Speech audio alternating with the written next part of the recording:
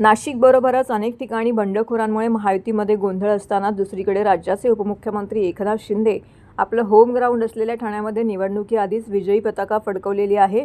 शिंदेंचा बालेकिल्ला असलेल्या ठाण्यामधून ठाणे विधान परिषदेच्या जागेवरती शिवसेना उमेदवारांचा बिनविरोध विजय झालेला आहे। आघाडीच्या उमेदवाराने माघार घेतल्याने या मतदारसंघामध्ये केवळ शिंदेंच्या शिवसेनेचाच उमेदवार रिंगणामध्ये असल्याने त्यांचा बिनविरोध विजय झाला आहे। शिंदेंच्या पक्षाचे आमदार रवींद्र फाटक हे आघाडीच्या उमेदवाराने माघार घेतल्याने बिनविरोध विजयी झाले आहेत। फाटक यांचा हा विजय म्हणजे उपमुख्यमंत्री एकनाथ शिंदे यांची मोठी राजकीय खेळी असल्याचं मानलं जाते।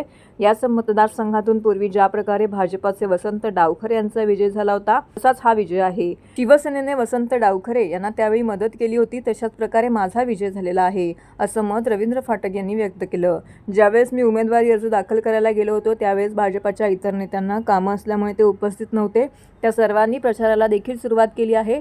भाजपामध्ये कुठेही नाराजी नव्हती असं फाटक यांनी म्हटलंय। आघाडीने जो उमेदवार दिला होता त्यामध्ये विजय हा आमचाच होता हे आकडेवारीनुसार सर्वांना दिसत होतं असं यावेळी आमदार रवींद्र फाटक म्हणालेले आहेत।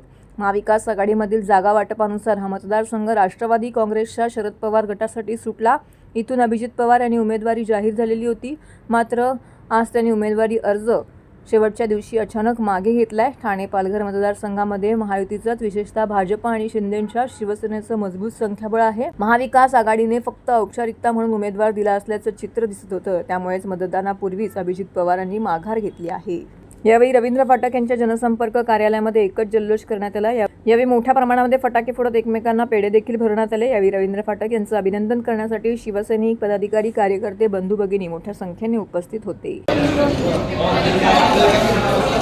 सर्वप्रथम मी महाराष्ट्राचे आमचे उपमुख्यमंत्री, पक्षाचे मुख्य नेते सन्माननीय शिंदे साहेब, त्याचबरोबर महाराष्ट्राचे मुख्यमंत्री सन्माननीय देवेंद्र फडणवीस साहेब आणि आमच्या उपमुख्यमंत्री पवार मॅडम आणि महाराष्ट्रातले सर्व ठाणे जिल्हा पालघरचे सर्व आमदार, खासदार आणि नगरसेवकांचं मनापासून मी अभिनंदन करतो। त्यांच्यामुळे ही मला संधी मिळाली। नाही बघा, जेव्हा महायुतीचा फॉर्म भरला गेला तेव्हा महायुतीकडे संख्याबळ ऑलरेडी आहे आणि विजय 100% महायुतीचा होता। त्याच्यामध्ये विरोधी पक्षाकडे किंवा महाविकास आघाडीकडे तेवढं संख्याबळ नव्हतं।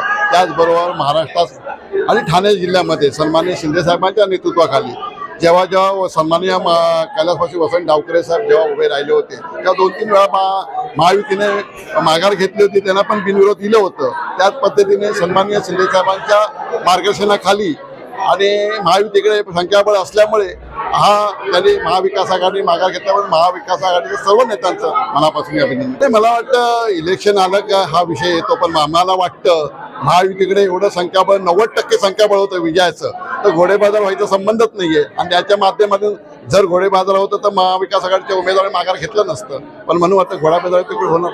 तर मला असं वाटतं की बाबा महायुतीकडे बीजेपीकडे संख्याबळ, पण महायुतीची सीट होती, शिवसेनेची सीट होती आणि मी तिथे रनिंग आमदार असल्यामुळे शिवसेनेच्या माध्यमातून शिंदे साहेबांनी ही सीट शिवसेनेची असल्यामुळे शिवसेनेकडे घेतली आणि शिवसेनेच्या माध्यमातून ही सीट 100% महायुतीकडे आल्यामुळे महायुतीचा विजय नक्की होता। महाराष्ट्रामध्ये मला वाटतं 17 सीट आहे। 17 सीटमध्ये पहिल्यांदाच ठाणे आणि पालघरचा रिझल्ट लागलेला आहे आणि तो शिंदे साहेबांच्या नेतृत्वाखाली लागला, म्हणून शिंदे साहेबांचं मनापासून अभिनंदन। बघा, महायुतीचा विषय, महायुतीच्या माध्यमातून सन्माननीय महाराष्ट्राचे मुख्यमंत्री आणि शिंदे साहेब याच्यात मार्ग काढून नक्की विजय आपला हा विषय सुरू होतो। बघा, ह्या पालघर आणि ठाण्यामध्ये मी काम करत होतो, नगरपालिकेच्या माध्यमातून, महानगरपालिकेच्या माध्यमातून, जिल्हा परिषदेच्या माध्यमातून काम करत असताना गेल्या टर्ममध्ये मी काम करत असताना विधानसभेच्या माध्यमातून लक्षवेधी असेल, प्रश्न उत्तर अशा मुद्द्यातून हा विषय मांडत असतो। त्याच पद्धतीने मी ठाणे आणि पालघरमध्ये शिंदे साहेबांच्या नेतृत्वाखाली मी काम करेन।